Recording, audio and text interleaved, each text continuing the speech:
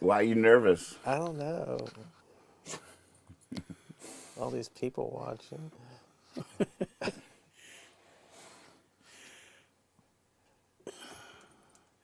Well, that's one thing that's been pretty interesting for me because actually I haven't had anybody say that they watched except Dana. Mm-hmm. She was in there. So I don't feel like I'm exposing myself too much. Well, all my friends tell me they love you. They say it's fun. Hmm. All my friends tell me they love you. They say they love watching it. Oh, that's great. I'm going to share it on your Facebook page. My friends say it's true. They do have talking frogs in the South. I'm like, yeah, they do. I was the frog. Ought to be the frog all night long.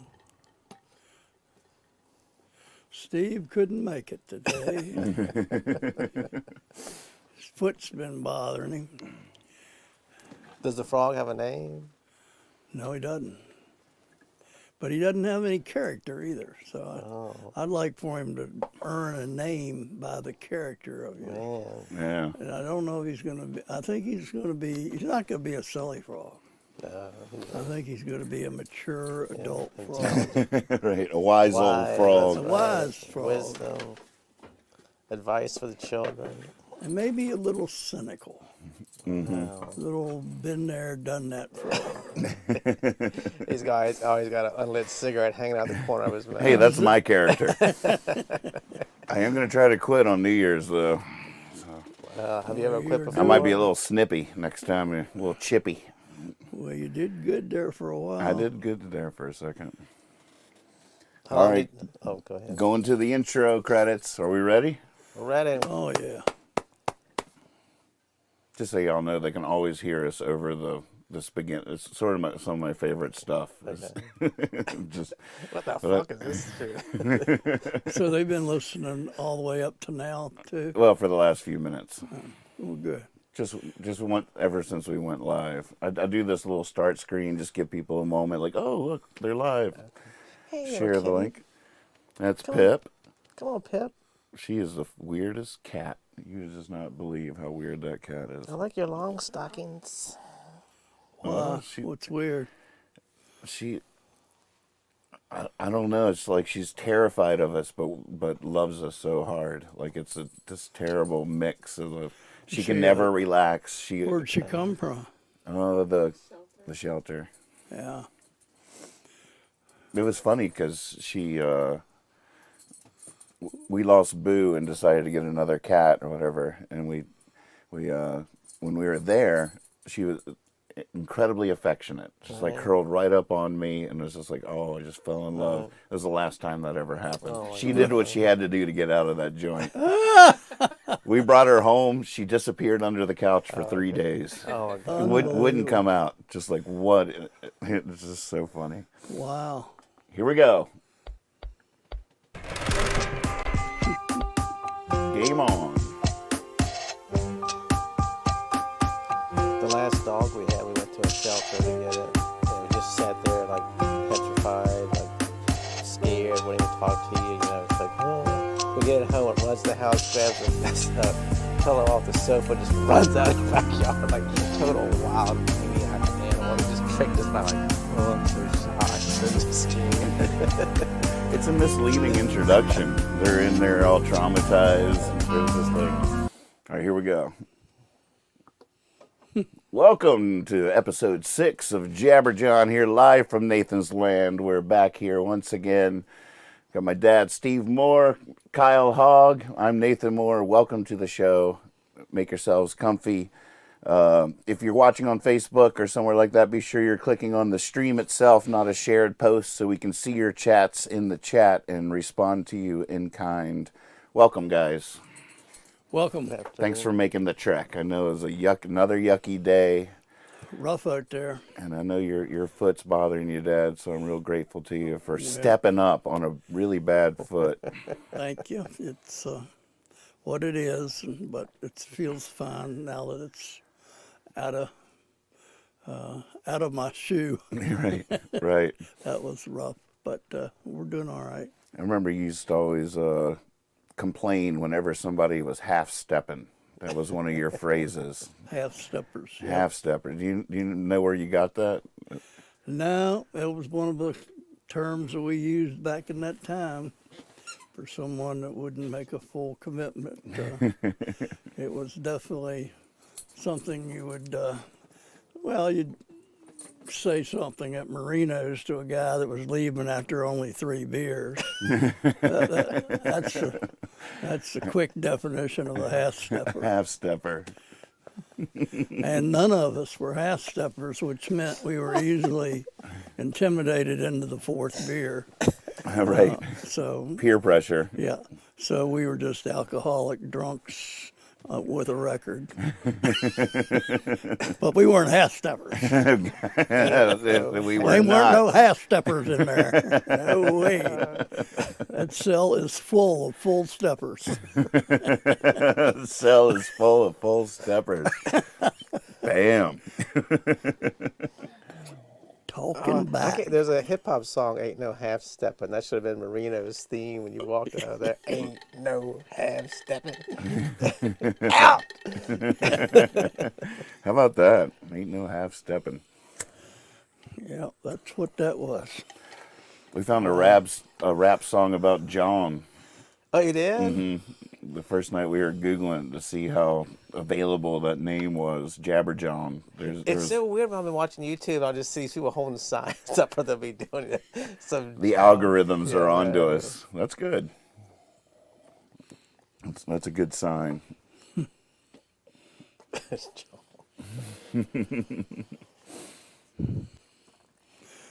Well, where are we going to go tonight? That's a good question. I have had a little depression, which I think is perfectly normal for this time of year. And I have too, by the way. It's seasonal. I think part of it is simply this is the worst time of year. It's cold. There's no flowers. There's no birds. You can't really get outside, and everything you end up living inside in yourself, and it's the end of the year, and there's nothing much good. So what we have done psychologically is invent this holiday season To try to brighten it up. that lasts a month and a half to try to overcome it. That's an interesting observation because to a certain extent it's fighting something that maybe is unnatural to fight. Exactly. Like this is when we're supposed to die so we can be born again in the spring. Exactly. It's a time of loss. It's a time of things that worked well in the summertime don't work anymore. Right. And especially with an aging old man like you're dealing with here, you see more and more of that all the time. But there's also the loss. It's a time of memories and looking back, and obviously there's great memories, but there's also the memories of those who have moved on, passed on, and are no longer with you. And those are all legitimate things to spend some time with. And we shouldn't say there's something wrong with us if we go there. Right.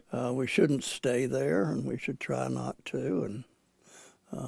But to have some type of seasonal depression, if you're not having that, you're probably delusional. Right. And probably a little annoying. It's like, Time for gifts.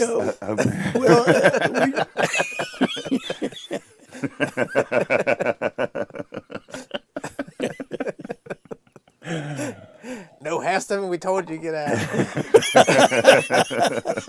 No, I agree. I agree with what you're saying. the things I have going for me in this season is my wardrobe is a winter wardrobe. I don't know what to do in the summer. Like, none of my heroes ever wore shorts. I just, you're not going to see Bob Dylan in a pair of shorts. That's a good point. And I suffer from that. And I don't necessarily want to leave the house. So when the weather comes along to justify my natural behavior, I don't feel as guilty about it. Right. I'm just like, in the summer, I'm more of a mess because I know I should be out there. Exactly. Feel In the winter, I'm like, Feeling no, I'm guilty. right where I'm supposed to be. This is Yeah. great. Exactly. Yeah, that's. I hear that. How have you been? Have you been any of the? Are you relating to this Yeah, conversation? I mean, I'm having memory. I was talking to my brother yesterday. We were talking about how Christmas is sort of like just made for kids, and like when it's, the older you get, I don't really get depressed, but it's just like Christmas isn't the same as it used to be. And we were talking. I said, in my memory, which is totally wrong, every single Christmas I had up until 12, it snowed. Right. He's like, oh yeah, it always snowed. And like, can we prove that? He's like, no, it's just you have such good memories of Christmas. It was snow and the family's there. Then you get older and it's like this Christmas pissing down icy rain. And like, oh, you know, the kids are probably looking at it like, oh my God, it's the best time of the year, you know. So really it is, it's, Yeah. Well, when you're a kid, if it snows, you go sleigh riding. Right. If you're an adult, you put on chains. right, and shovel, I mean, yeah. And worry about the roof or the Yeah. gutter or the Yeah. or Call the plumber. right. Who won't come because he's already busy. Right. So yeah, it's a different snow. Snow's different. It sure is. It sure is. We had at Christmas, everybody goes to my parents, and a couple years, this more than a couple years ago, my youngest nephew was like maybe 5 or 6 years old, and he clogged the toilet up, clogged the whole system up, and no plumber would come. So that everybody, all the women had to go like to the grocery store. Every time they had to go to the bathroom, they had to drive to like the grocery. We're going to the grocery store again. Like all the dudes were in the backyard, like pissing in the yard. Like we're going to the grocery store again. It's like the damn grocery store's fine. Food lines like, what in the world is these women just coming in here buying, creamer again? We're all and waiting in line to go to the bathroom.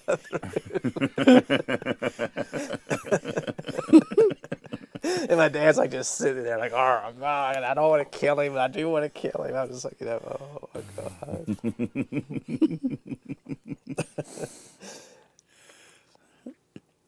So, give me a Christmas memory.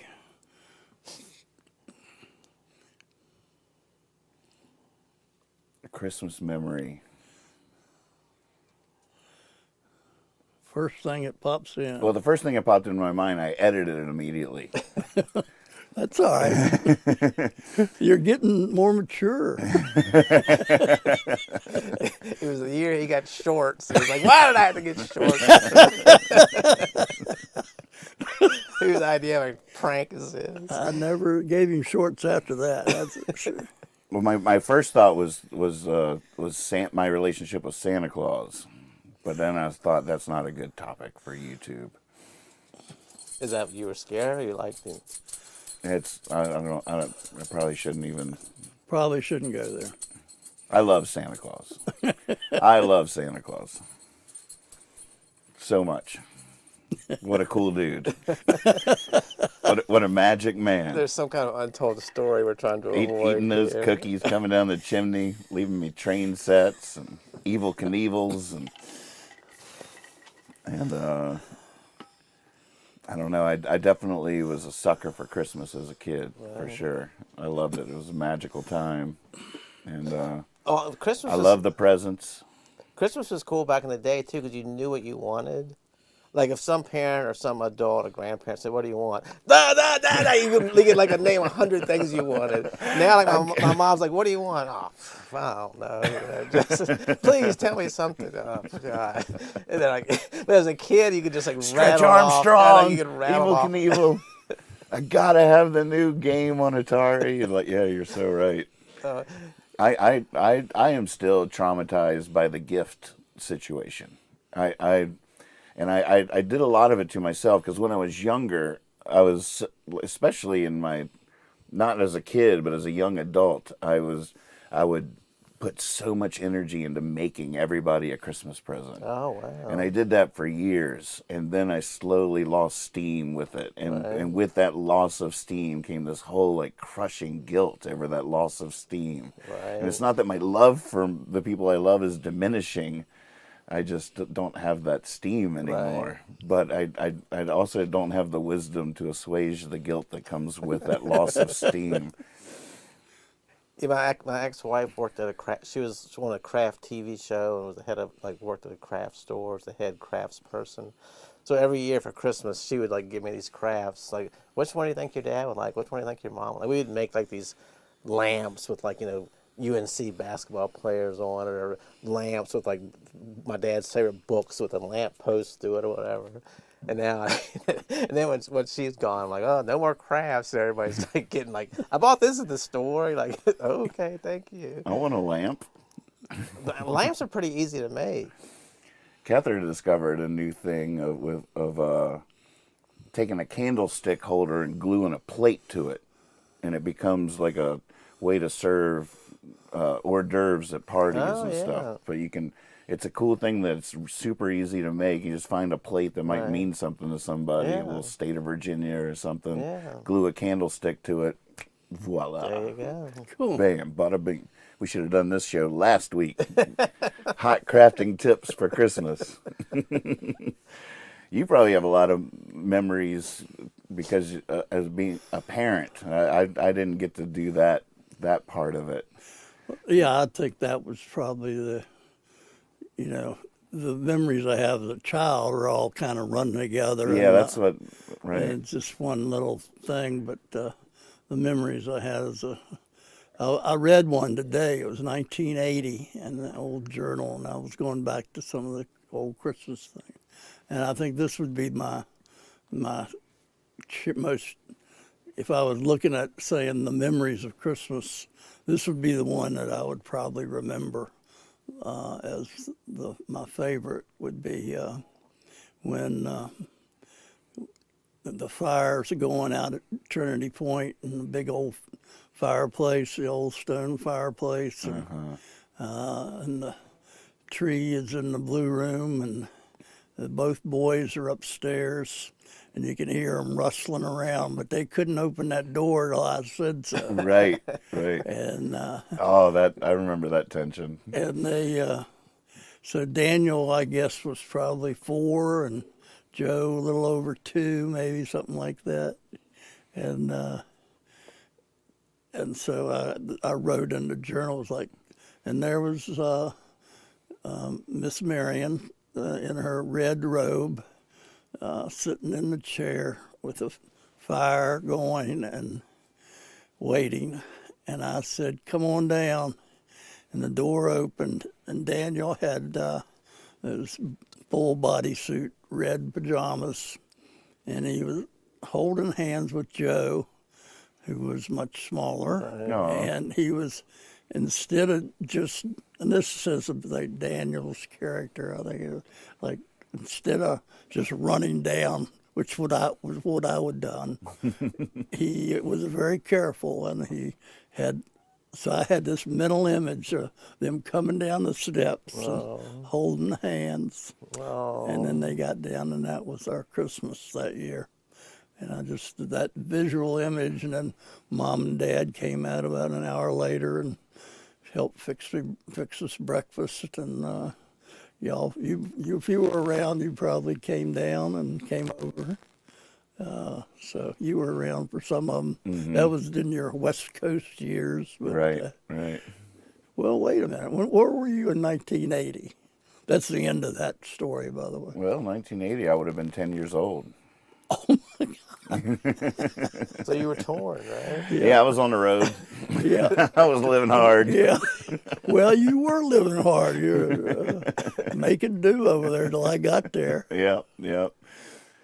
But I definitely remember that descent, or that I guess growing up with Mom, the tree was down in the basement as well, so there was the descent down into the Christmas morning, and the stuff Santa would bring, it wasn't wrapped. It was just on display. Right. Oh, yeah. I mean, and it was so exciting. It's just like Yeah. seeing it all, gathering. Like, what is that? It's a Right. train set. That's a, like, look at that. And it was a little overwhelming sometimes. it was incredibly overwhelming. What a magical thing. Right. There would always be one big thing, a bike or Right. a football game or something that you had been looking for. Oh, the football game with that vibrated. Yeah, the vibrating football game. What a great invention that was. Boy, we made do. We made do. That was terrible. I love the way that the Photoelectric football. right. Like, just how exciting that was, and how amazing and how fun that toy was, and the idea that as culture and technology evolves and changes, kids today would not be able to spend a minute with that. They would just be like, what is this crap? What is this terrible thing? Are you crazy? They're like, how am I going to have any fun with this? But at the time, I mean, you get that guy to catch it just right, and he actually goes forward. You're like, holy moly! I have friends, two brothers, that would play that game nonstop, and they would keep notebooks of who won each game, and first down, like Stats. and they still have the notebooks, like who won that season. We were the champs. Like, oh my God, I mean, a 100-yard. Like a 40-yard game is just as common as a 40-yard loss. The guy going the wrong way. You're like, no, go the other way, go the other way. Really had to bring so much imagination to the Yeah, you had to bring it. You had to make your own rules. 'Cause Right. It didn't work Yeah. the way it was supposed to.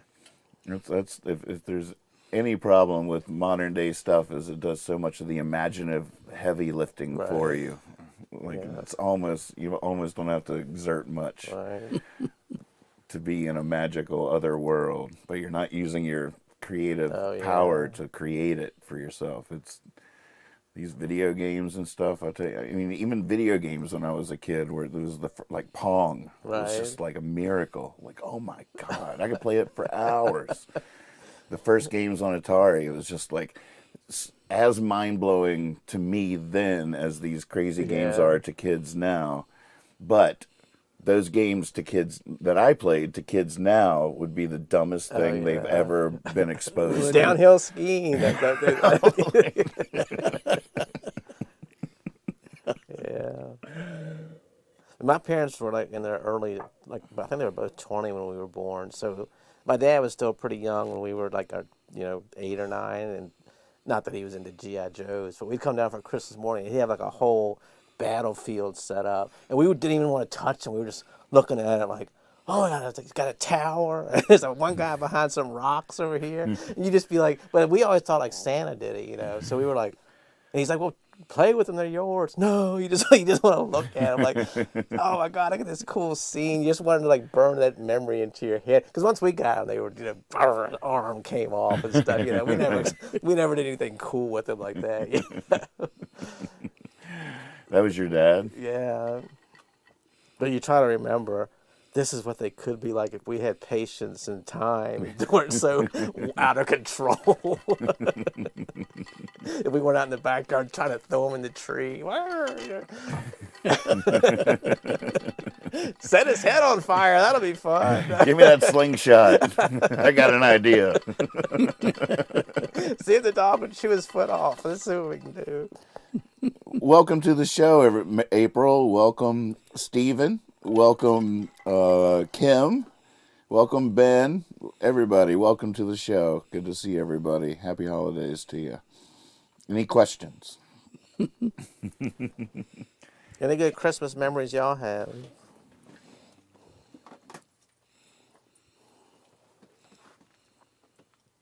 Bless you. Thank you.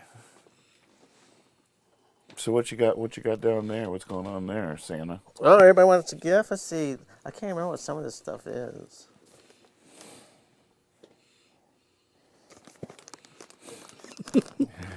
You already gave me I just mine. gave you a cup. Oh, this is the first one I got for you.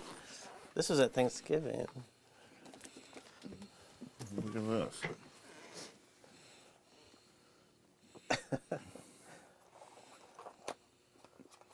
What a fun little box. Oh no, here we go. Oh, let's do this. Oh man, I should set up my little puppet screen. It's 2 little finger puppets. Oh, look at him, a little toucan or something. What do you call that? Yeah, I think that's what it is. Christiana, hello. Oh, they're watching It's a Wonderful Life. Whoops. I don't know. I'm feeling the spirit. I'm feeling the spirit. How you feeling? Okay, so, you know, whatever. Whatever. And that's Christmas in a nutshell, y'all. Here we go. I wonder which one was which in people's imaginations out there. Which of these guys do you think was feeling the spirit? Which one was whatever? First right answer in the chat wins. I saw those. These are great. I saw those a couple of days after we were playing with the puppet. Hands up. Oh my God. Let's see what else we got in here. Oh, here's one for you. Oh, you're so sweet. Thank you. I'm guessing a book. But you still got to give it a voice when you hold it up to the camera. That would be a fun invention to invent wrapping boxes that feel like books. Oh yeah. You open it up. It's just a prefab thing, and then you open it up, and it's, you know, a pen or a necklace or finger puppets inside.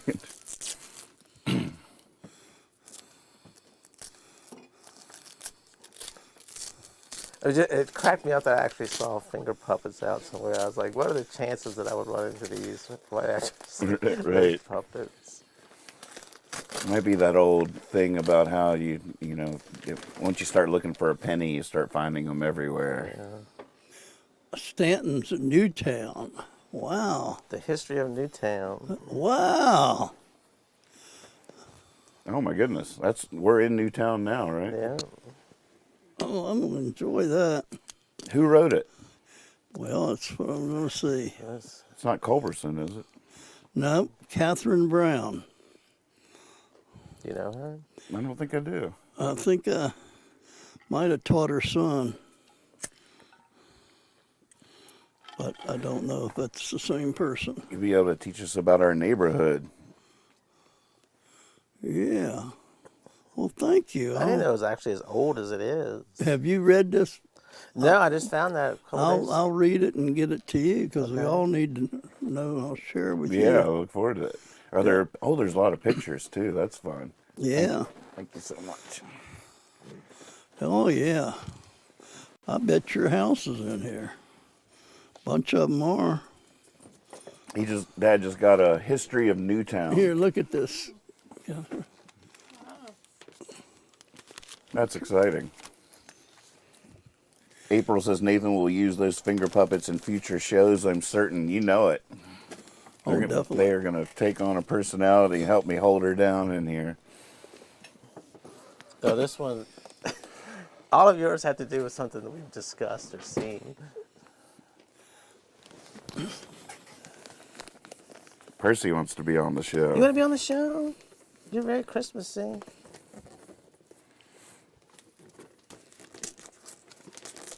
Got the music themed wrapping paper and everything.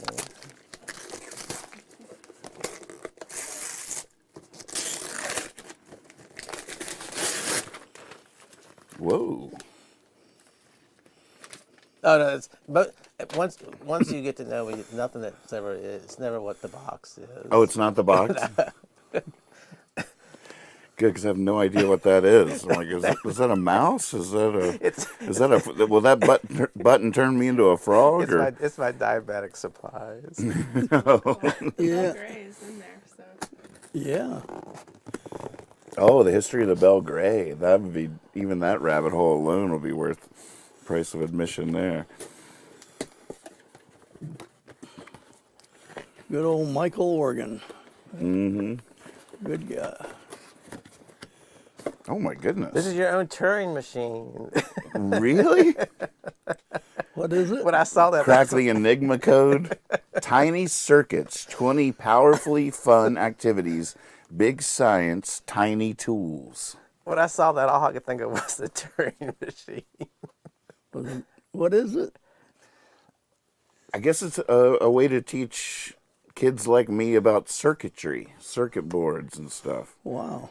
Shockingly small electronics lab.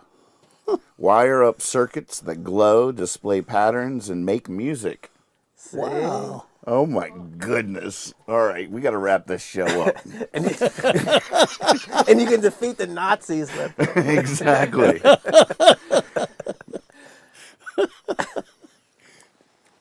Play fast-paced electronic games with lights and sounds. Learn about persistence of vision. What? I just threw that in. Learn about persistence of vision. My goodness. It's got a tab of acid in Who it. would I've- say that?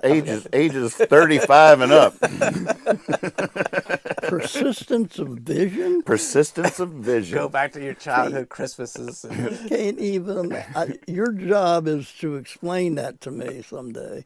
I mean, I guess you What do they mean? if you have a vision for how you can make this work, you're going to have to be patient and see it through. it's gonna- been 2 years. This thing doesn't just play itself. You know, Oh, like it takes you really going to 2 have years to. for you to figure You're out. going to have to hunker what you- down. Yeah. Get you one of them magnifying glasses. But the thing is, hopefully you can get the hot tub to work by hooking it up to that. So I'll figure it out. Hey, well, are you sure you're connecting that up right? Because I'll tell you what, the positive looks to me like it is not going to the negative there. Yep, he's still out there. He's got persistence of vision, and if anything else, I'll give him that. all I could think about was the Turing machine when I saw that thing. Learn about persistence of vision, series and parallel circuits, and how a microprocessor works. Oh my goodness. I'm going to be so full of myself next time y'all are over Oh here. my goodness. You shouldn't give people I'm going to be something like wearing that. glasses. That's the name of your next album, and that persistence of vision. That's not bad. Oh my goodness. This is a fun gift. Thank you. I will play with this. Sounds dangerous to me. I bet I'll learn a lot playing I with hope this. so. We were just talking last night at the picking party I went to that about a guy there had just recently gotten into taking. He was always intimidated by it, but he started taking apart electric guitars, and he's finally got his brain around how they work. So now he's just off and running, Oh, wow. modifying guitars and all this kind of stuff. Wow. But this is some fundamental stuff. This is what's going on inside an electric guitar, That's right. basically. It's just that connects to that. I can see 1.5 years TED Talk, Nathan Moore on the persistence of vision.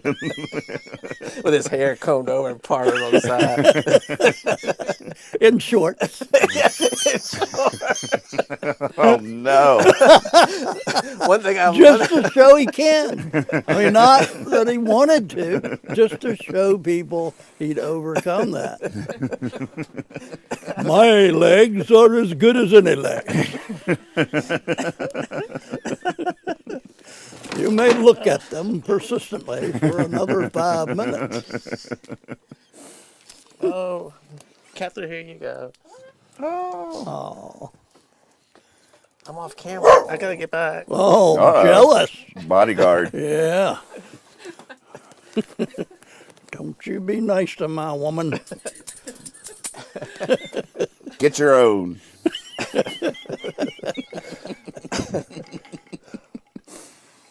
I really want to show Percy.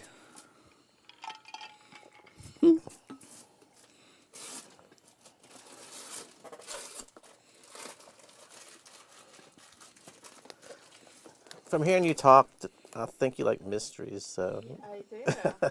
Wow. I haven't read either of these. They Oh, look great. What are they? The Life and Death of Sophie Stark and Angela Sloan. Whoa. I'm good.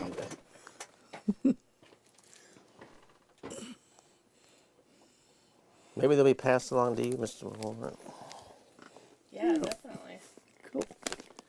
Very nice. I can't remember what this one is. It's bothering me. But it's for you. I can't remember what it is. Well, you already God, I gave just wrapped it like a week ago. What's that? I just wrapped it like a week ago, and I can't remember what it is. Well, it's a nice looking zebra paper. I like that.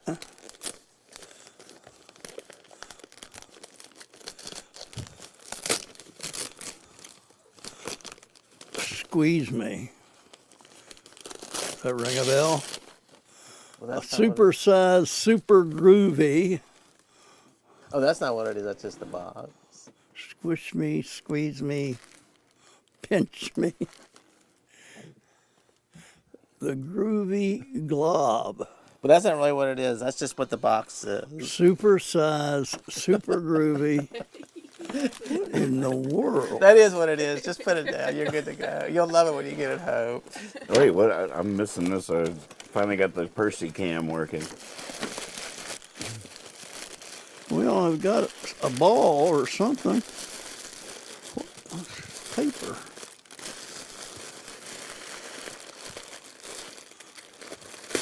Oh, the box isn't what it is again? No, you sneak.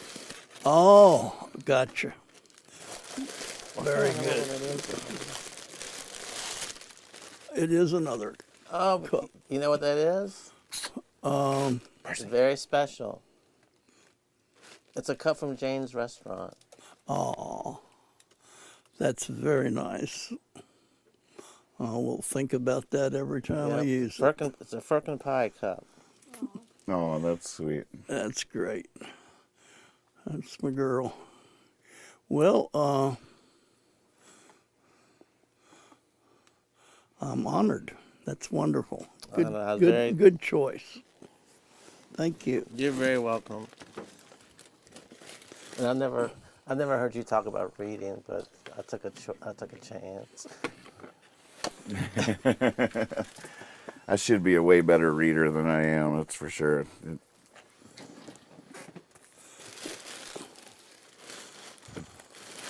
It always works. I don't know why I don't go to it more often.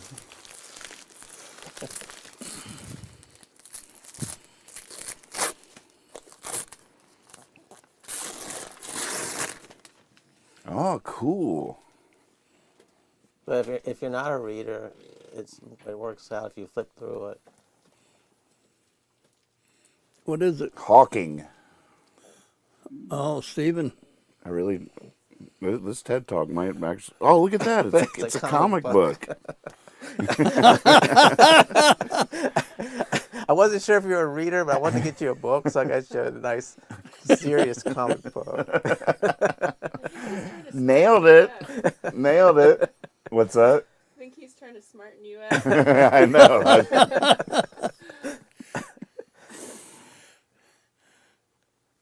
Oh boy, he'll never go to just words on a page now.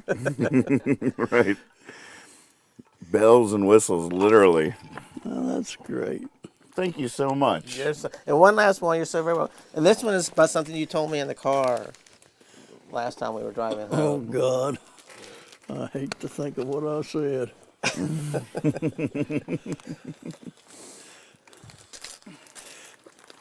You're not supposed to listen to all that stuff, you know? What do we got here? You told me that your friend told you that I'm getting old socks. Oh. Ringmaster of the shit show. Ding, ding, ding, ding, ding, ding. Perfect. He was telling me he was texting with a friend, and they meant to text him to end the conversation getting old sucks, but they wrote getting old socks. And I'm thinking, you can't even say that.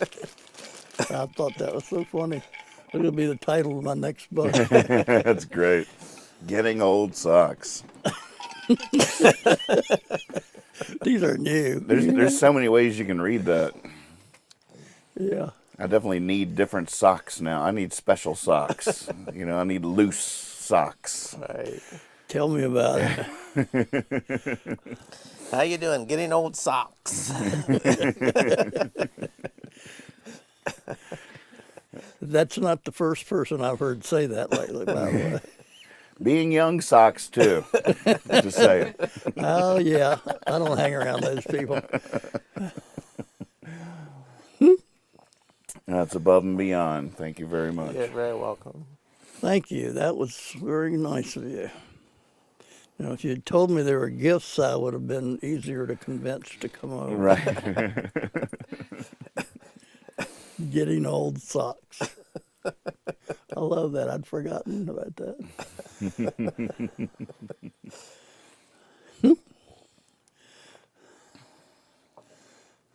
Yeah, I was telling my nieces and nephews now, the gifts from me are gonna be like from my old grandmother. You're gonna get like an orange and a pair of mittens or something. 'Cause I don't know what to get anybody anymore.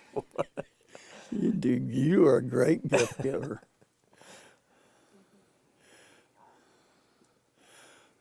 So, Say hey, Percy. oh, there he is. He's got the He is guarding you over there. he's got the Christmas spirit. Now, who was the orange cat? That's salsa. Okay. Now, what's his deal? Her deal? Nice. Actually, he was my brother-in-law and sister-in-law got that cat before they moved here, and they were moving to Stanton in phases, and so they left Salsa with us for like a month or two, Right. and as they were moving out slowly, looking for a house and all that kind of stuff, and in the span of that month, Salsa and Pip just became this inseparable little cute little couple. They were just always licking each other, and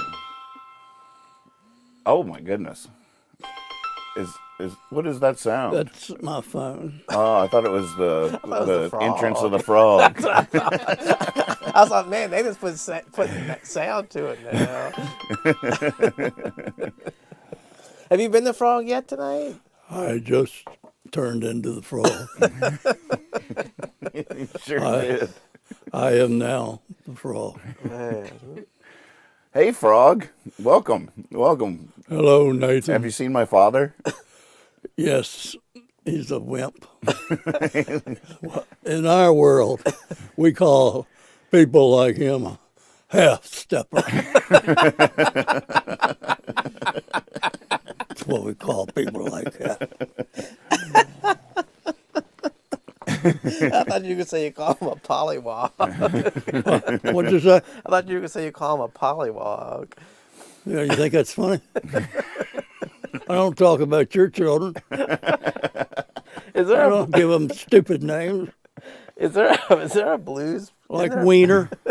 wiener? Yeah, I thought you had a kid, I'd call him Wiener. I don't care much for you. Oh no! Pollywog me.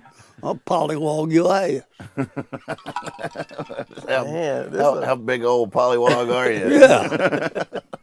this is a mean old frog. I will come over there. I will hop over there. Isn't there a blues musician, frogman, something? Yeah. I don't know. Yeah, he's a good man. Clarence Gatemouth Brown. That's what I was thinking. But isn't there a frogman, something too? Well, I don't know how I knew that, but didn't know. Clarence Gatemouth. Yeah, I think there's Brown. some relationship to Clarence To the Frog Gatemouth Man. of the frog. But I had big mouths in there. Of course, a lot of people say all frogs have big mouths, and they'd be right. Well, we don't talk a lot. We need to use our big mouth to eat big things and ribbit. And ribbit. Ribbit.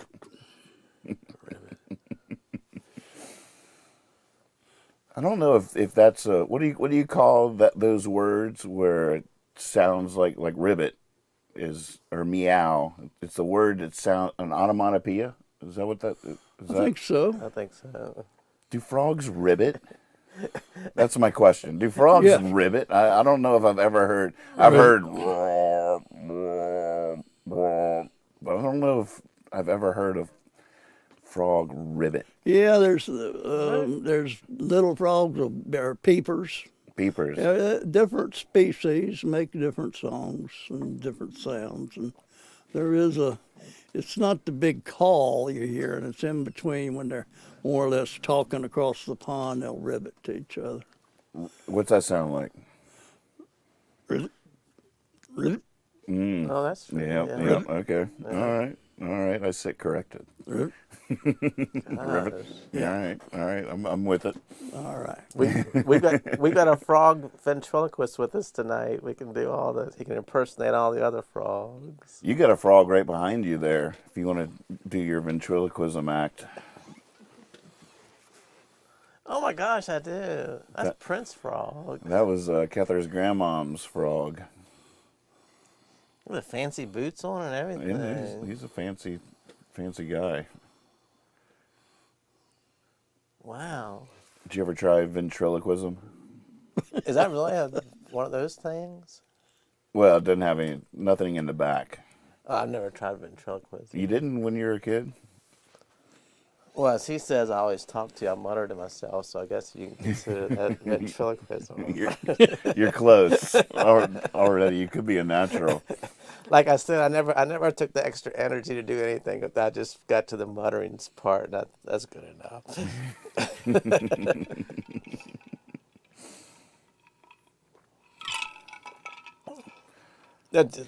How many types of frogs are there? Do you have any idea? No. There's my kind and the other kind. No, there's lots of different frogs.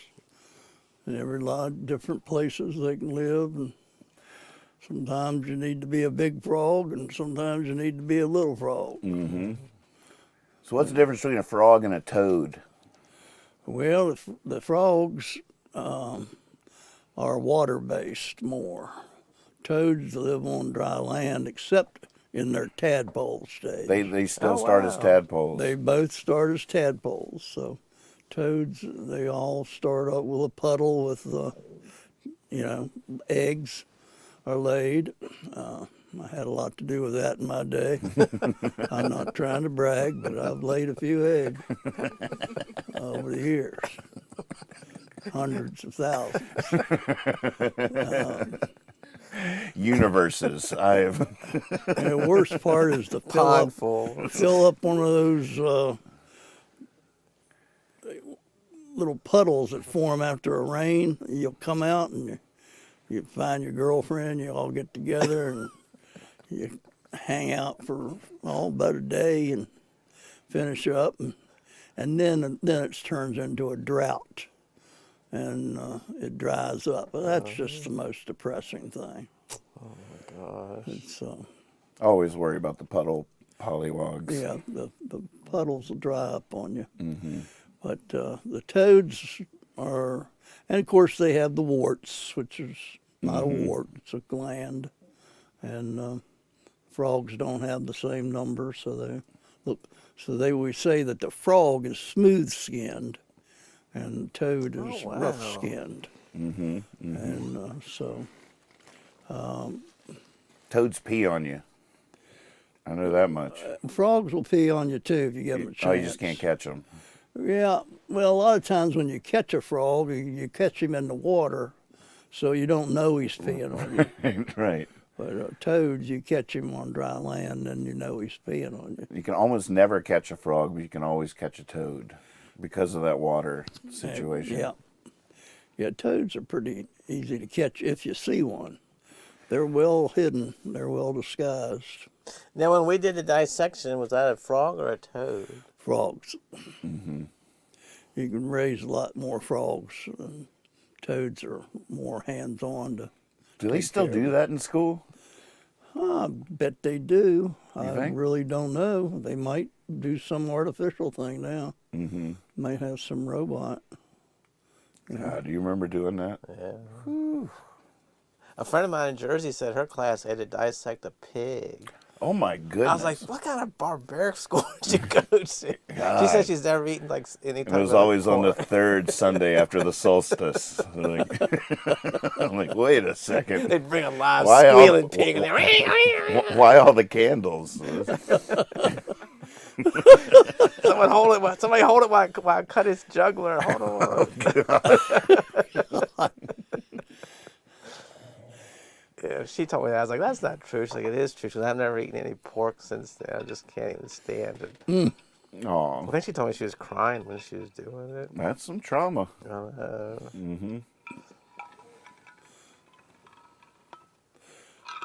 But wasn't that in chemistry class?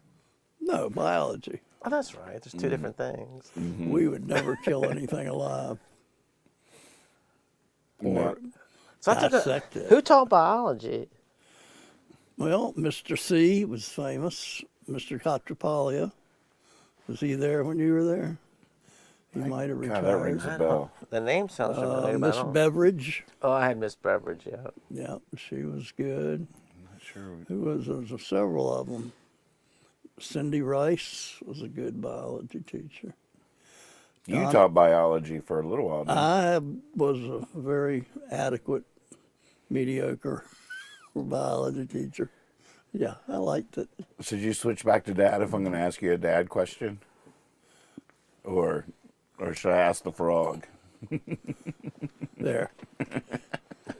Do you remember I found the frog to be a little overbearing. I'm sort of glad he's gone. I mean, I'll tell you what, I don't blame you. I didn't like his attitude. He He's a little came in much. here. I think he was insecure. And, Overcompensating. I mean, he's the only amphibian here. Right, You got to right. realize when you come into a room and you're the only amphibian, Right. you're going to probably act it out a little bit. Posture. I think he postured a whole lot. Be interesting to see what he's like next time. I think he's got a good heart. Although I was no doubt about it, or I wouldn't be him. I just trust him. But I think once he got the controls, he went a little too far with it. Right. Took himself way too seriously. Do you remember, tell me if I have this memory right, do you remember showing me off to your this was in the old Lehigh when it was by Gypsy Hill Park. Sure. And I can't believe I have memories of that, but I remember going in there to your class, and you showed me off to your class by having me name the names of birds. You had a book, and you were like, I must have been 7, 8, 9, 10. Really? I mean, how old could I have been? I don't know. Do you remember that at all? I do kind of remember that. And I knew you would know them, and you did. And my point was they ought to know them too. I know you were using me as a lesson. Like, look at this little kid has invested this much, or I don't know. But I was so proud of myself, and it was just such an exciting moment. It was good. It was a good learning thing because you took them to task. Were you into magic then and pulled various birds out of your sleeves? That would have been something. No. I've never even tried the live bird magic, but what a fascinating school that is. I can't even imagine how that works. There's this guy, Lance Burton. Search him on YouTube. He does a lot of bird stuff. You must take the brains out of those birds. I don't know if they have many to begin with. Well, that's true. But apparently there's something about the birds that if you put them in a pocket, they will stay still. Yeah. There's something in the, it's almost like a, what's it called when, symbiotic or kind of thing with their relationship to magic. Because if they flapped around, none of that would ever work. Right. Oh, yeah. Just like it's like wrapping a baby up tight in a blanket or something. Uh-huh. Yeah, exactly. So when he comes out there, all those doves are somewhere on him. And it's just amazing that I don't know. It's real There's a great Lance Burton routine where he produces so many doves. You're just like, this is not possible. But all those doves are on him when he walks on stage. Right. So if they started freaking out, that would be a sight to see. Just like his coats and tails just. Now, the distance from your house and your house, are the same type of birds, or is there any birds that you'll see that he won't see? Oh, there is a yeah. difference. There Yeah, is? everywhere's different. I mean, when I lived out in the country, I had a whole different family of birds. And when Wow. Mom lived in town, she used to get these. I would go over there and be like, "Why don't we get those yellow ones?" Right. And it's just like a mile away. Oh, wow. Yeah, the goldfinches were, because she lived near a field. There are a lot of, they're like me. I don't get a lot of the woods birds because the birds that are woods birds, like the titmice and the chickadees, come from across the street behind the houses Right. over there, across in the front. But where I used to live, they were right part in there, Oh. so they were there all the time. Right. So they have their own habitats. And Wow. Can you attract different birds by using different feed? to some extent, yeah. How do they find out about it? Do they smell Just it? trial and error. No, just word on the street. So any bird that you would have gotten because of a different kind of food, they would have stopped by no matter what, but they come back because you have something they like. You don't get no Exactly. half-stepping birds. Right, You gotta Well, make, see, I use sunflower seeds, and a lot of birds can't eat those. And if you watch a titmouse or a chickadee, they can't eat those out of the feeder. You watch them, when you see yours back there, they go to the feeder and they'll grab one seed and they'll fly up to a branch and they put it between their feet and then they peck on it oh, wow. and open it and then eat it. It's a lot of trouble. That is a lot of trouble. Whereas a cardinal can eat those. Right. But there are very few birds that eat sunflower seeds. So your starlings aren't going to eat sunflower seeds. Uh-huh. Blue jays will eat them because they'll just swallow them. Oh, wow. But so sunflower seeds are not for all birds, but the birds they're for are the cooler birds. Right. So it's interesting. Do you ever use those the cakes? They're like, Oh yeah, what's that called?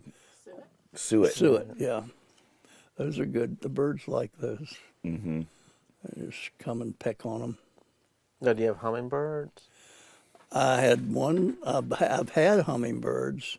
This year I had hummingbirds for 1 week, and the year before I didn't have any. But I hadn't been pursuing them. I hadn't been putting stuff Right. out, and, so I've had them. Hey, Heather. She says certain flowers can attract certain birds too. Oh, definitely. Now you had hummingbirds, right? Jawn? We have had them, but it's you never know. They're not a guarantee. So when they do show up, it always feels like a visit by royalty or something. Yeah, that's the way it was for me. Got used to them, and then one year I just never got any. And you hear all this stuff about the food and everything, and you're hurting them by letting it goes bad after 3 days, and I'm not going to change it after 3 days. So I feel guilty. So there's that. Mm-hmm. You have a favorite bird?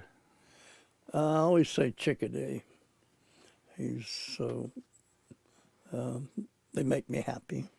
What do you like? What is that? Well, they're that very small bird with the black and the white. What is black it that you like about them? They're peaceful. They travel through the woods with a couple friends. They be titmice, chickadees, and nuthatches. And they travel through the deep woods, the 3 different species. And they go together. They go together because if one gets spooked by a predator, they'll all hear it and can react together. So it's safety in numbers. So they're like a flock, and they travel through the woods together. And one time I was up in the wilderness area of where all those hemlocks are out west in Deerfield. Not in Deerfield, but where Bobby disappeared. Oh, those woods, the hemlock forest. Somebody help me. I'm not sure. It's right before you go up the mountain to go over to Highland County. I'll think of it. At any rate, I went out there one time when I was depressed, and I was by myself, and I drove out, and it had just snowed the night before, and I parked and I walked, and I didn't know what I was going to do, and I just kept walking, and I walked up in that trail for about 3 miles, and I got up in there, and it was the quietest I've ever heard. The snow had fallen, and there was no wind, there were no birds, there was no nothing, and I sat down against a log and was there for I don't know how long.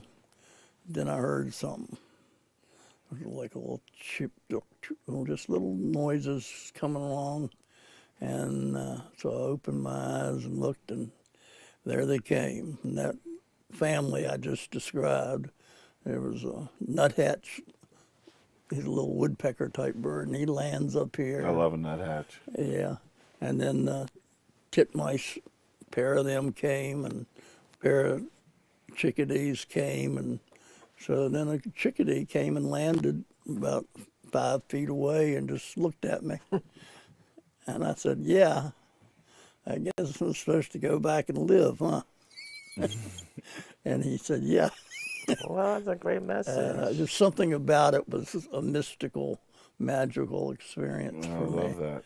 And I decided to, fuck it, I'm going to go live another day. Oh. Would that have been Confederate Breastworks Trail? Yeah. What's the name of the forest? The woods itself. But that's the trail. But see, the Confederate Breastworks Trail is up on the mountain. This was down at the bottom, but they connect. And that was the trail that Bobby got lost on. Oh, wow. Because it comes around and comes back down to the bottom down there where you can park. What's Confederate Breastworks? What does that even mean? That meant that at a certain point when you went up there you could see cannons, I think. But that's where they had the Confederacy had artillery up there during the Civil War. Breastworks? Yeah, that's what they called it. I don't know that derivation. Shenandoah National Forest? Yeah, but there's the name of the actual woods itself. Gotcha. It's maybe it's just, well, see, it's one of the only native hemlock stands that are left. These, giant. I can't even picture a hemlock. Why am I thinking of poison? That's what I was getting ready to say. I thought hemlock was poison. Right. Hemlock that's a small plant that is a poison. That Same word? Yeah. But the hemlock, the tree was at Frank's Mill across the river, that big pine tree on the left, where the big hole, where the hole ran out, and down below where the run was, there was always a log in there, and then there was a big pine tree. That big pine tree was an old hemlock. Gotcha. So it's just an old pine tree. Wow. But will you share the cup that Kyle gave you before the show started?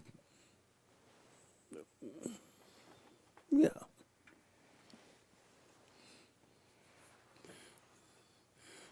There has never been a sadness that can't be cured by breakfast food. Breakfast, there's now, some breakfast truth to that. food is an interesting concept. It is an interesting concept. It's one I don't really get to enjoy, No, but it is probably my favorite line of food. yeah, Oh yeah. But I'm not hungry in the morning, and I wake up at 2 in the afternoon. So there's so many levels. I don't get the breakfast food in my life. Every now and again, it's a special day when it's breakfast for dinner. Well, But gosh, it's almost like Christmas. When you were a kid, if your mom said, we're having breakfast for dinner, it was like Christmas again. Right. Yes, you running around the house, high fives, like yes, you couldn't believe it. that's funny. That tapped into a memory there when you said that.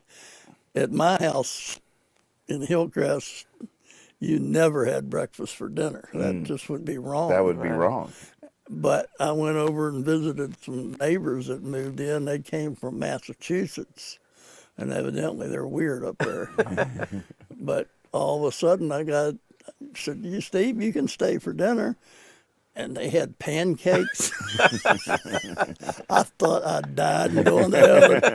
I said, "Mom, I'm not coming back." There are different ways to live. Yes, Yeah, exactly. it's a revelation. We don't have to do it like that. That was always. But yeah, I learned something that day.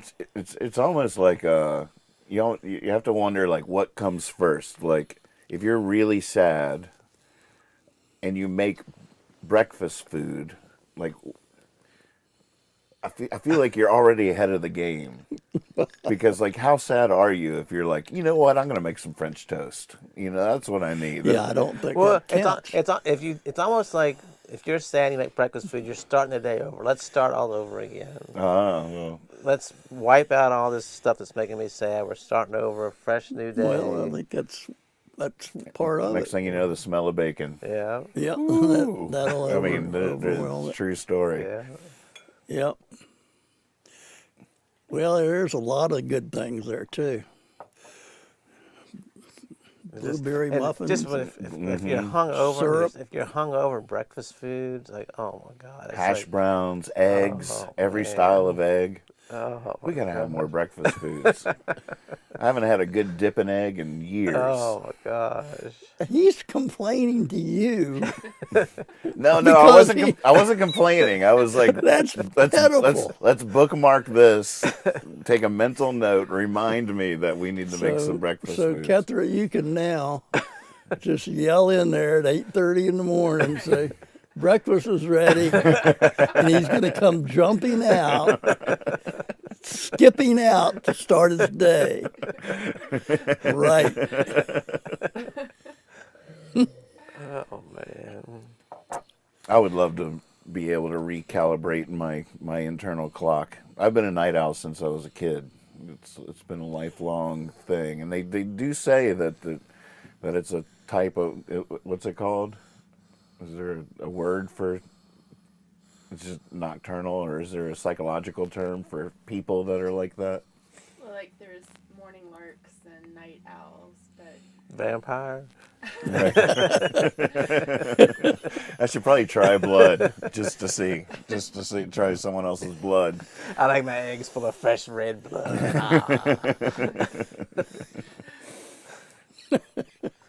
But it's so hard. Even when I try to flip my clock, I always gravitate back. Right. I feel like I've missed out on a lot. That reminds me about the fresh blood. When I first moved back down here, my whole family, my brother and all Wait a his... minute. Stop. I want the frog to hear this. When I first moved down here, my brother and his family and all their kids and nieces and nephews, everybody came down. I said, I'm going to make breakfast for everybody up at my parents' house. So I go get all, 2 dozen eggs and all this bacon and all this stuff. I go in there and I'm cracking the eggs, and one of them was one of those bloody eggs. Ooh. And I was like, oh! I was like, oh! I said, I can't even make breakfast. I was like, no, I can't even go one from here. But they all wanted to see it. Cause Can't even go on. like from nobody, here. I'd never even seen one before. Everybody's like, let me look at it. I was like, oh, I'm gonna throw up. I'm like, oh, I was like trying to get away from there. It was like, so I was like, somebody else make breakfast. This whole day is ruined. Oh, it was so gross to crack it open and the blood. Oh, it still gives me man. the creeps. That's traumatic. So every time I hard boiled eggs now, I'm so scared that one of them's gonna be like that. I just don't know it, and I'm gonna bite into it and like red. Oh. See, the frog doesn't even know what we're talking about because it's just flies. That's right. Just flies. Well, I read and I watch television. I know what you people do. I read and I watch television. I know what you people do. I understand. I don't really understand him, but I don't think you're supposed to. How much time do you think frogs or other animals spend watching humans? Or do you think birds watch you when you're watching them, or they don't really notice Oh, you? birds study us as long as they think they're learning something. Which 5-10 minutes. at the most. Got it. I got it. That's right. That's probably that's a little too long, probably. But, Well, it's like the squirrels in the park, they'll come right up to you. They know, like, if you have food, they'll, like, come right up to you. there are people that feed them, so they expect you to feed them. Right. Yeah, they're just like everybody else. Kether's dad sent this really funny meme the other day to me of a wolf, this proud-looking wolf, and the caption was like, "It looks warm by the human's fire. Maybe I should approach and befriend them to get this warmth. What's the worst that could happen?" The next panel, 10,000 years later, it's a dog wearing like a birthday cake suit, dressed up in like rabbit ears. It's like this pug dressed up as a as a pumpkin. What's the worst that could happen? What's the worst that could happen? Well, 10,000 years later. Aren't, like, dogs, like, the only animal that, like, domesticated itself? It is a fascinating thing. I think that's true. Like, they wanted to come to where there was food and warmth, and they sort of, became like, we'll be your friends if you'll let us hang out with you. Mm-hmm. Yeah, well, I saw a show the other night, and I don't know what it was, but there was one sequence in there, and they were talking about dogs and wolves and the difference. And they showed the genetic makeup. And they actually showed you, they had colored in this gene, this pair of genes. And that pair of genes was in the wolf, but it wasn't in the dog. Oh, okay. And that pair of genes was meanness. Oh, wow. That attitude, it's just the whole idea of threatening. Right. We might have seen that same show. Isn't that the weirdest thing? Yeah. So what does that mean? Well, it just means that what happened was that the pack of wolves would follow the Indians across because that was their only source of food in the wintertime.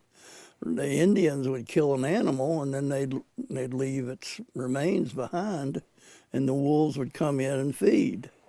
So they got to hang out together, as you were thinking, and eventually a wolf puppy or cub would be taken in, but over natural selection, the Indians would choose the nice ones to raise and keep. Right. So they were selectively breeding this gene out of the bad ones.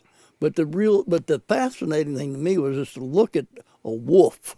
When it looks you in the eye, it's got hate in it. Business. It's got business. It's exactly right. I don't know if hate's appropriate, but business is right. You're part of the bad team, and we're not going to have you. But dogs don't have any of that. And it's all that gene. They have the opposite of that. They unconditional love. Exactly. And they get hung up into the love thing. So, but to think that that's genetic is very interesting. Mm-hmm. I think. It is very interesting. I mean, it's just amazing the difference between, different species, but it doesn't only takes Right. one little pair of genes. Now, when out of you've been whack. hiking and stuff in the mountains, have you seen like bear or wolves or anything? I've never seen a wolf. I've never seen a coyote. I've seen fox. We have wolves, right? I'm sure they pass through. They're not regulars, but I'm sure they've been through the woods here. But there's not a lot of them, if there are. You ever seen that story about how they reintroduced the wolf to Yellowstone? And I mean, Right. some of the claims about how that made the Changed whole everything. ecosystem. Yeah, I had questions about that. too. Right. I have I'm a little dubious that it goes that far down the road. but maybe. Yeah, It's, well, it does make sense on a certain level. So I don't know what's the story. can you tell it better from No, with I don't your? think I can.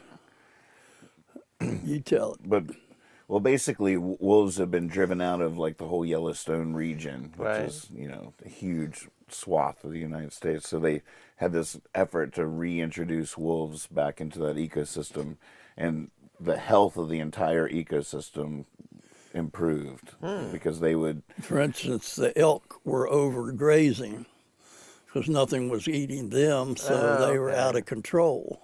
So when they introduced the wolf, it cut down on the grazing, and the whole ecosystem got healthier because it wasn't all eaten by the Right. too many elk. Wow. But sometimes you have your hopes that I remember. I used to use the 100th monkey story. Do you know that one? That there was this idea. It was taught to me like it was a whole thing, that there was a series of islands, and on one island, one monkey started like washing the potato or something in the river before he ate it or Right. something. And then another one saw it doing it, and it started doing it, and so on and so on. And at a certain point, once a certain critical mass of the monkeys on one island started doing that, all the monkeys on all the islands started doing it. So the premise was the 100th monkey, that if in terms of like making change in the world and stuff like that, at a certain point, once you get a certain percentage of a small group doing something that's healthy and better, Right. it becomes like it just sort of sweeps through the subconscious or something and becomes Oh, a wow. universal. So it was like a real. It seemed like scientific proof that you're living by example and stuff like that Right. could have this profound effect or whatever. Turned out after using that, referencing that in songs and stuff like that, years later I found out that the whole thing was just a nice made up metaphor for someone that it wasn't true. So sometimes I wonder if the wolf story is the new 100th monkey. Well, that reminds me. I just watched this. I watched a thing on YouTube a couple of days ago about, people have always drank water, and just water was dirty and full of germs. People would just die all the time from these weird diseases and stuff. So they started making alcohol, and like you would even like in the old days, kids would drink alcohol and stuff because it was fermented, so the water was sort of. It was better for you. Yeah. So then they said when coffee came around, that was the first time they ever boiled water to make a drink. So when coffee came around, they said it was like everybody just got healthier because they were boiling water and cleaning it to drink their coffee. Like they didn't know that's why they were doing it, but it was like. So they just all thought coffee was a miracle Yeah. cure. Like it was. Yeah, and they were saying like people used to be like, if you were in a field working, you didn't really have to pay attention or anything. You just nothing was happening real fast. But then like they started getting, factories and stuff, and so the coffee would like get you going. I think it was like during World War I or World War II when the more women started working in the factories. They were like, we just were tired at midday. So one of these factory worker owners said, look, we'll give you a coffee break. And that was the first official coffee break. So then the women came back and they were like, caffeined up. And like production went up in the in the factories and stuff. So like they were like so now the coffee break, everybody thinks that's our time to relax. It's really like the business owner saying, all right, get rejuvenated and go back to work. Right. 10, 2, and 4. Yeah. Hey, J Dodd. J Dodd says, I watched a show where humans took a bunch of foxes and kept breeding the most human-friendly fox of the litter to see how domesticated they could become. Naturally, they had a very friendly fox after many generations. They bred the most human-friendly male and female. It's so amazing that you can just see that like in the span of your own lifetime or something. Oh, yeah. Yeah, that all makes sense. It really does. And now all these miniature animals they have now, like miniature pigs and cows and stuff that they're breeding. Like why do people just keep messing with, like, you know? I saw like a miniature cow. It's like, that's weird. Was a Shetland pony created by humans, or did that exist in the wild? I don't know that. The horse is another fascinating. I mean, these animals that have a symbiotic relationship with humans are such a fascinating thing. I mean, the horse almost seems, and the dog, I mean, they seem like God put them here to be our companions. If it wasn't for the horse, I mean, human civilization wouldn't have happened the same way by any... Not at all. Not by any stretch of the imagination. It's just a trip to me. I always thought about like farm animals, just how interesting that is. You don't see any of those in the wild. You know, that wild cow over there. It's like farm animals. Yeah. I don't know. They're so they're like cartoons. Right. A little sheep, little pig. Well, it's little another cow, yeah. little chicken. It's another form of selection, of breeding succession to. I mean, all these In animals other have words, you if it's a nice sheep, you shear it and let it go back. If it's an asshole, you eat it. Right. And over a period of time, It's true. you get more mutton and I'm sheep. amazed at people that raise their, like, people I work with raise their own animals and then kill them and eat them. I'm like, oh man, I just. You get attached. There's nothing wrong with it, but I was like, man, I would. It'd be hard. It's hard. It would be hard. You're not supposed to name them. I know. We're gonna go out and kill Bessie today. Okay, I can't wait to see what she tastes like. Like, oh God. That was just. But I know that's the way it was for like hundreds of years. You raised your own cows and your own pigs and killed it, but. Well, it's still that way for a lot of us. Yeah. There must have been wild versions of all the farm animals for thousands of years before that happened. Chickens were chickens. Yeah. Like, I wonder how chickens happened. Well, It's not like they were like, oh, the warmth of the fire, or they weren't following the trail to eat the carcasses. chickens are just dumb.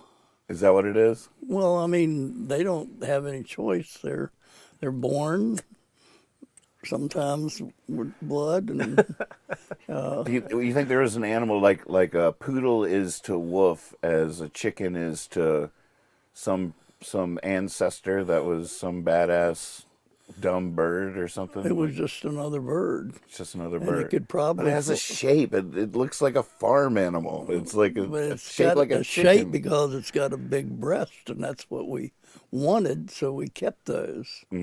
Now, so do you think before they were domesticated, they were just laying eggs all over the woods? I and know stuff? what are we talking about here?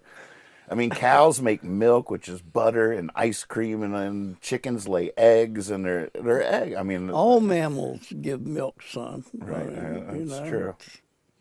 And most birds lay eggs, so you're not telling me anything new. I here. know, but most birds. That's true. But we don't eat any other. We eat quail ostrich eggs. eggs. We eat quail eggs. Have you ever had an ostrich egg? No, Anybody? they creep me out too. I'm standing at the grocery store. They're like, "What the hell?" Oh my God! Can you imagine? A little dip It's in full it. of blood. Ah! You wouldn't be here tonight if that ever happened to you You'd before. have to buy like that, like a whole side of bacon, just not even slice it, just cook a big hunk of bacon and a big pile of eggs. Come on, Fred Flintstone, it's time to eat. I wonder if it tastes just like eggs, but It's too big. it's I don't too think- big. Do we do duck eggs? Oh yeah, You've had those? I'm Like sure I have. scrambled duck eggs? Yeah, I've had duck eggs. I know you had this, Oh, that wow. jar of pickled quail eggs. I think they're still there. They're probably still good. How big is a quail egg? Like it's Real little. Yeah, that's the whole thing. Yeah. wow. Well, maybe that's the thing too. Chicken egg is just perfect. Like fits in your hand. You can put it in your pocket. I know. Take It's it home like, with it's you. perfect. It's an Yeah. egg. But then again, we've been brainwashed. That's just what we've been told is an egg all our lives. Did you ever eat any of the quail eggs from your quail? Oh, yeah. You did? Yeah, I tried it as an experiment. Did you make like a little tiny dipping egg? A little tiny piece of toast? No.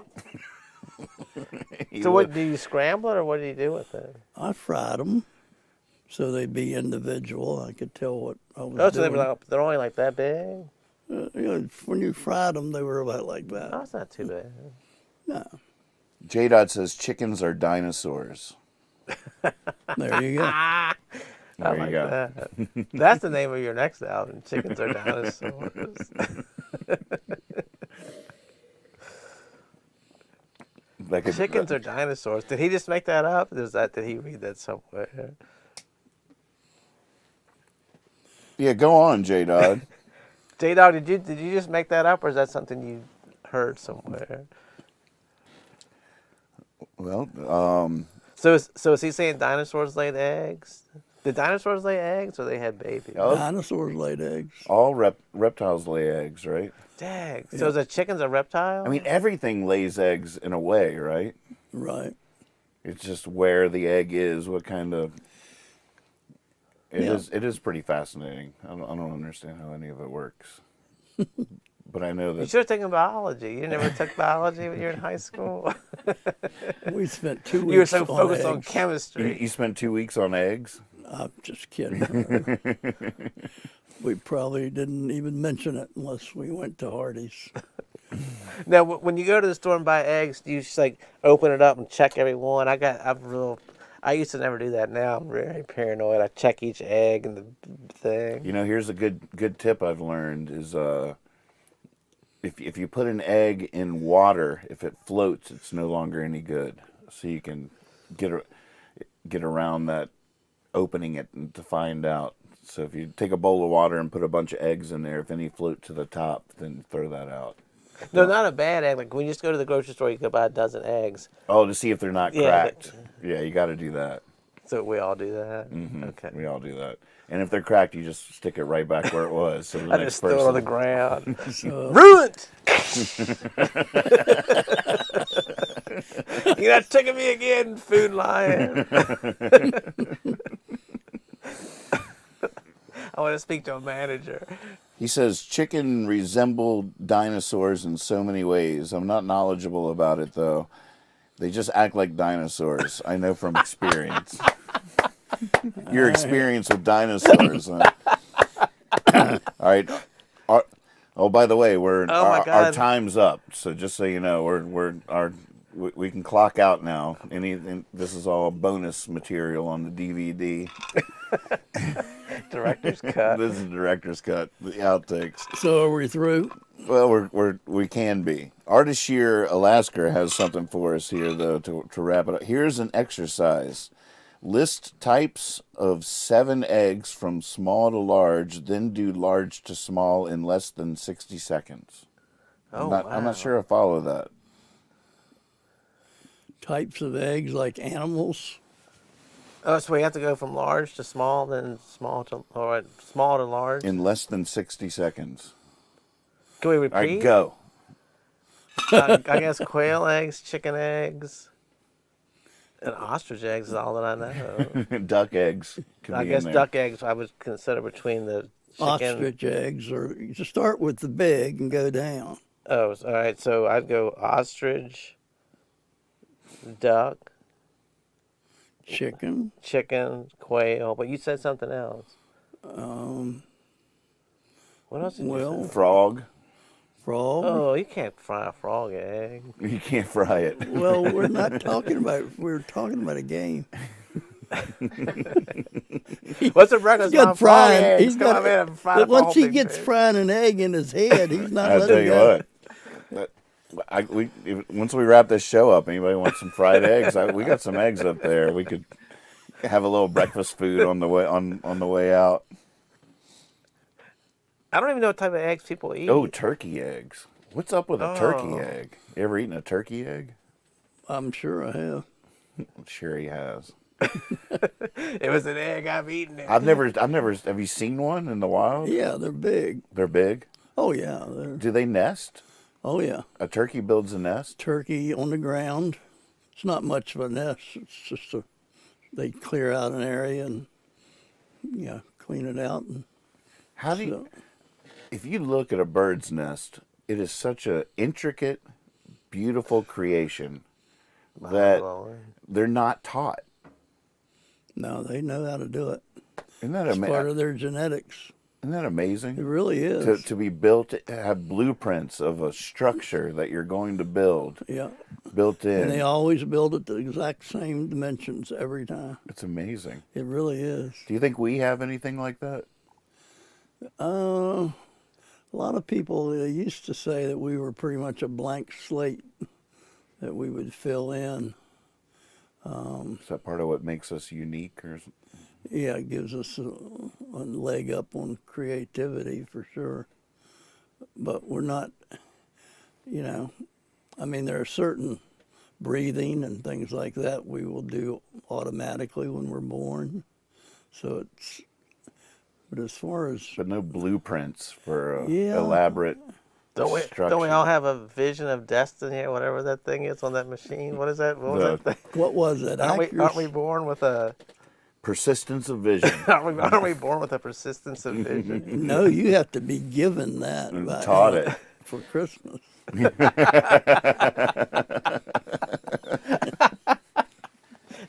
What was the greatest gift you ever got for Christmas?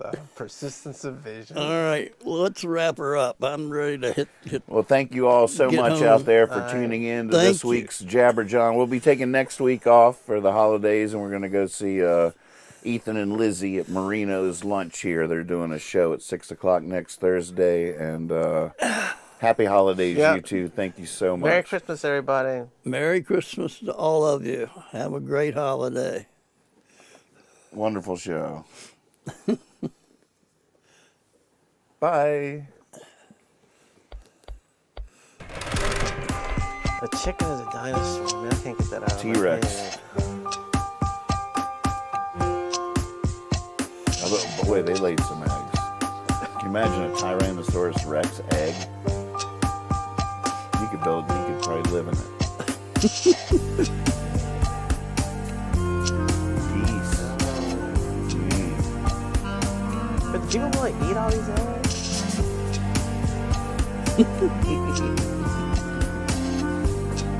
A goose egg, isn't that like when you do something bad or a zero? You got a zero on your test. What'd you get? You got a big goose egg. That's true.